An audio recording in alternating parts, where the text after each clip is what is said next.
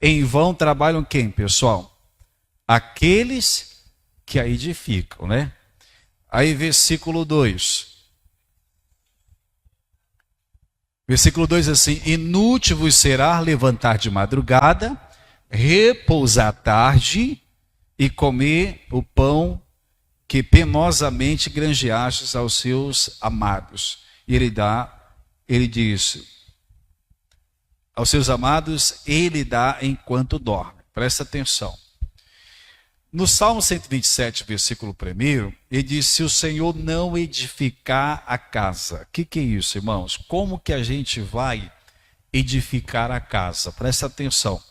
Lá em Mateus capítulo 7, versículo 24, Jesus ele fala sobre dois alicerces. Mateus 27, versículo 24. Ele diz assim, 27, 4. Presta atenção o que ele fala lá, olha. Na verdade, na 27, versículo 4. É isso mesmo? Deixa eu só confirmar aqui. Eu acho que não. Estou confundindo, trocando aqui os...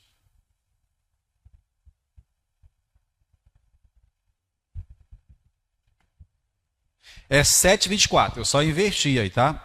Mateus 7:24. Eu falei 27, mas não é 27. É 7:24. Aqui a ordem dos fatores altera o produto. Amém? Então presta atenção, irmãos.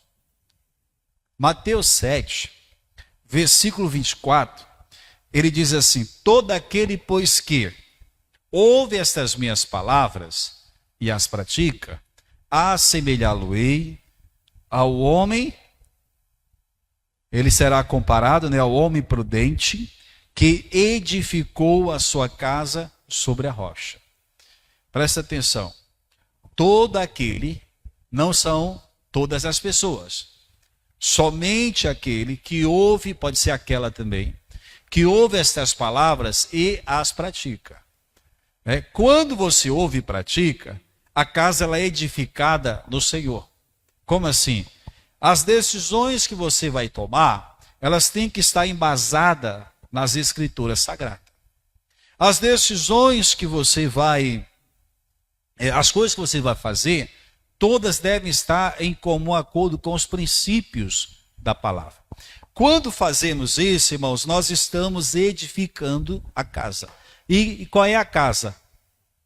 A nossa vida espiritual. Amém? Presta atenção. Uma vez Jesus, ele conta uma parábola de um demônio.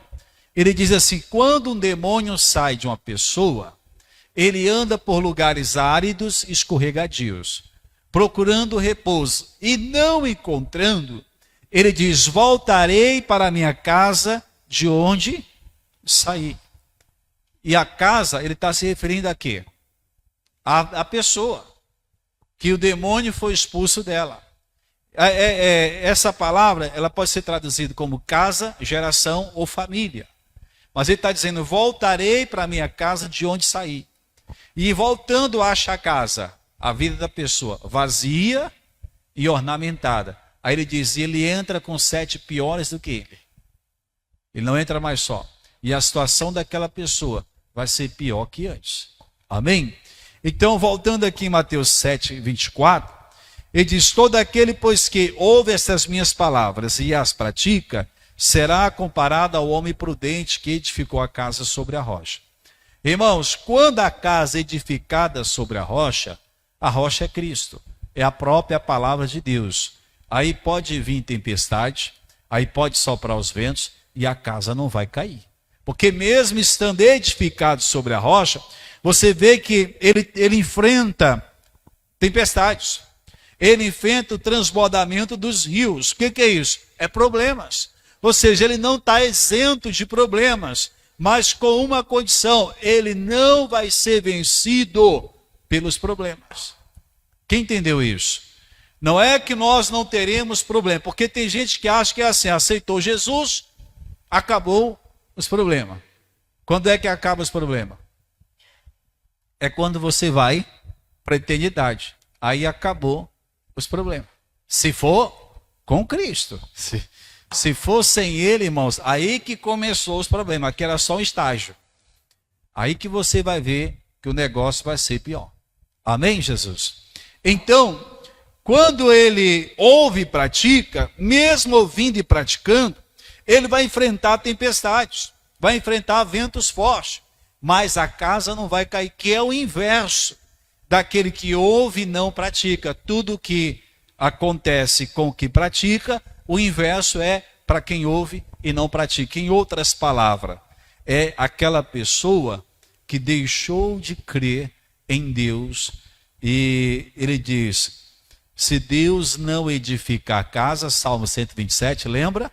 Versículo 1, em vão trabalham os que edificam. Ou seja, em vão a pessoa vai para a igreja, em vão a pessoa vai orar, se nós não decidirmos obedecer a Cristo. A casa não vai ser edificada. Amém? Então, quando é que ela é edificada? Quando nós decidimos colocar em prática aquilo que nós aprendemos. Amém? Você está entendendo, sim ou não? Ele diz que se Deus não guardar a cidade, em vão vigia quem? O sentinela. Não adianta acordar cedo, dormir tarde e comer o pão de dores. Aos seus amados, a Bíblia diz que Deus dá a eles enquanto eles dormem. Enquanto você dorme, você que obedece, Ele está trabalhando em seu favor. Agora volta lá em Jó 3, 26. O que acontecia com Jó? Não tinha descanso.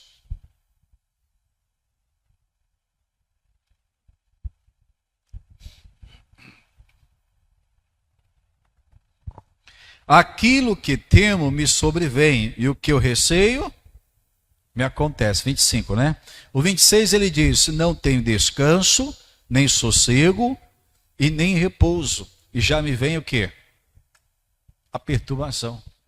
Você conhece alguém que anda perturbado? Tem muito crente, irmãos, cristãos, que se denominam cristãos, que anda perturbado. Está cheio de problemas. Não é que você não vai ter problema, é que a pessoa não tem paz. Amém? É muito fácil você identificar quem crê em Deus e quem não crê. É só você ver a diferença quando eles vão enfrentar um problema. Aquele que não crê fica desesperado. E quem crê vai na certeza de que Deus é com ele. Lembra do Davi? O Davi, diante do filisteu, era o único homem que não temia. Mas o exército de Saul inteiro ficavam tremendo só quando Golias falava. E ele não tinha nem começado a lutar, só bastava falar, eles ficavam tremendo. Lá em Hebreus, capítulo 2, versículo 15, ele diz assim, ó, Hebreus 2, versículo 15. Lá no Novo Testamento.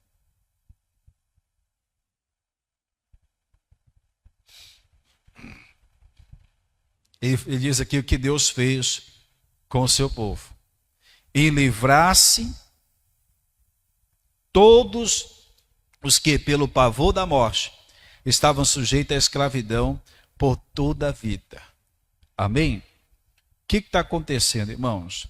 Há muitas pessoas que são escravos do medo, e elas têm até pavor da morte. A Bíblia diz: morrer para nós é o quê?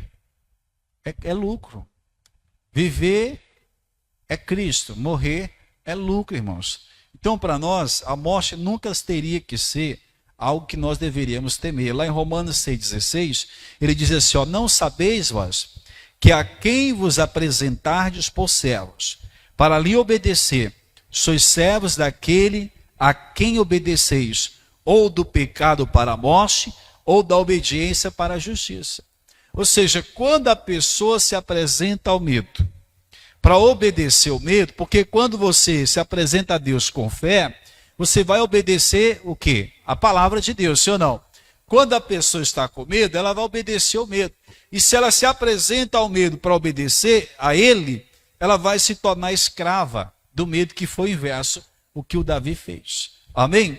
Vamos voltar lá no Salmos 9:1 para a gente concluir. Salmos 9:1. Como eu disse a você, Jó não tinha descanso, nem sossego e nem repouso, e já vinha a perturbação. Em outras palavras, saiu do esconderijo do Altíssimo. Deixou de crer por um momento na vida dele, e aquilo não foi bom, nem para ele e nem para sua casa.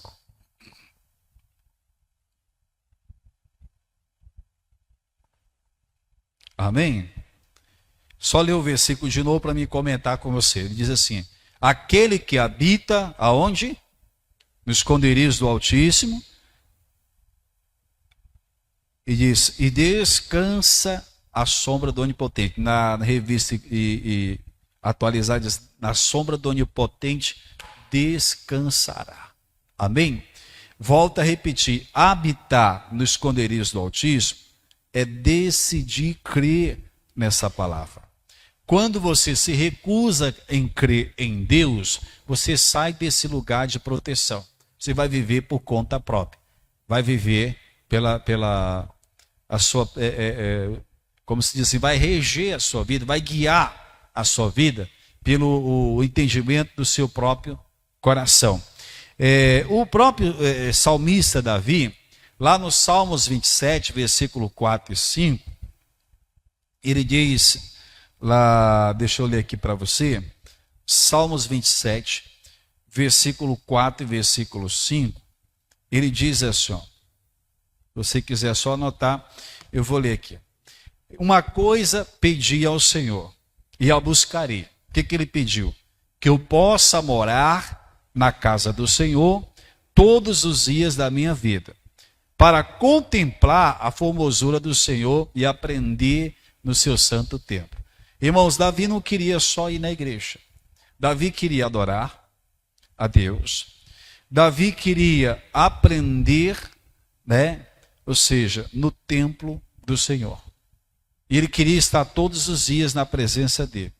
Aí no versículo 5, que é onde eu queria que você chegasse, ele diz assim, porque no dia da adversidade, ele diz mais, me esconderá no seu pavilhão, no oculto do seu tabernáculo, me esconderá e pôr-me-á sobre uma rocha firme.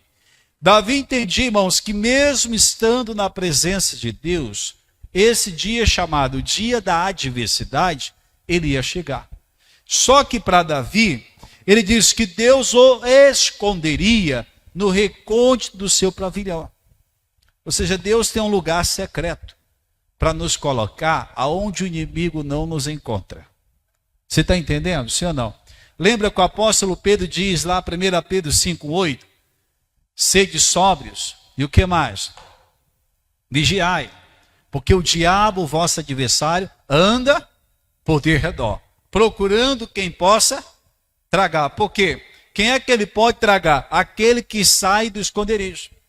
Aquele que sai do recôndito do seu pavilhão. Aquela pessoa que deixou de crer em Deus. É essa pessoa que ele vai conseguir tragar. Ela sai desse lugar de proteção. Lembra que eu falei no início, Salmos 9:1, versículo 1. Aquele que habita, não são todos, só são as pessoas que decidiram crer em Deus. Não é todos. A vontade de Deus é guardar todos. É proteger todos. Mas ele só pode guardar e proteger quem crer nele. Não é que ele não tem poder para isso. Poder ele tem. Mas ele só age mediante a nossa fé. A fé que temos. Amém? Você entendeu, sim ou não? Então Davi diz, porque no dia da adversidade, que é o versículo 5, Salmos 27, versículo 5, ele diz, Deus vai esconder ele no recôndito do seu pavilhão e vai colocar ele sobre uma rocha firme. E essa rocha, volta a repetir, é Cristo. Amém, Jesus? Você está entendendo, sim ou não? Lá no Salmos 32, versículo 7, o salmista diz assim, ó, tu és o meu esconderijo, tu me preservas da tribulação e tu me cercas de alegres cantos de livramento. Presta atenção. Tu és o meu esconderijo, tu me preservas da tribulação e me cercas de alegres cantos. No Provérbios 18, versículo 10, ele diz: torre forte é o nome do Senhor para socorrer, ele diz, é o nome do Senhor, para ela, ele diz, correrá o justo e estará em um alto retiro. Torre forte é o nome do Senhor, e para esse nome, ou seja, para a proteção de Deus, ele diz que o justo vai correr, né, e estará em um alto retiro. Quem é o justo? A pessoa que foi justificada em Cristo e crê na sua palavra. Amém, Jesus? Então, irmãos, a presença de Deus ainda continua sendo esse esconderijo ao qual todos nós devemos permanecer e nunca dele sair, porque lá o inimigo nunca vai nos encontrar. É o lugar secreto onde Deus vai esconder você, sua casa, sua família e seus filhos, seus familiares. Amém? Então vamos ficar de pé para a gente orar. Quase a mensagem toda aí ficou sem áudio. Depois eu vou fazer um download do vídeo, vou cortar a parte do áudio e repostar aí no Facebook. Eu passei uns dias sem fazer live com os problemas técnicos aqui, mas já estamos superando. Vamos falar com Deus em oração?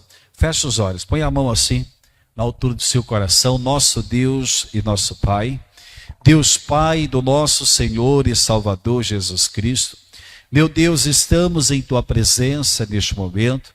Eu agradeço ao Senhor pela vida de cada uma dessas pessoas que aqui, meu Deus, estão conosco nesta noite, essas que estão pelas redes sociais. Pai, eu oro unindo a minha fé com a fé deste homem, dessa mulher, desse rapaz ou desta moça, e te peço, ó Deus, passa com teu poder sobre a vida delas. Pai, é do alto da cabeça à planta dos pés. Meu Deus, aonde houver o mal, uma perturbação, aonde houver um demônio, o mal que veio para perturbar a vida, a mente, meu Deus, a casa, a família, o casamento, o trabalho dessa pessoa, eu digo, vai saindo toda a perturbação, toda obra maligna, eu digo, sai desse corpo, sai as doenças, as enfermidades, as pragas, eu digo, desapareçam, em o nome de Jesus, bate em retirada, como está escrito na palavra de Deus, 1000 cairão ao teu lado, 10.000 à tua direita,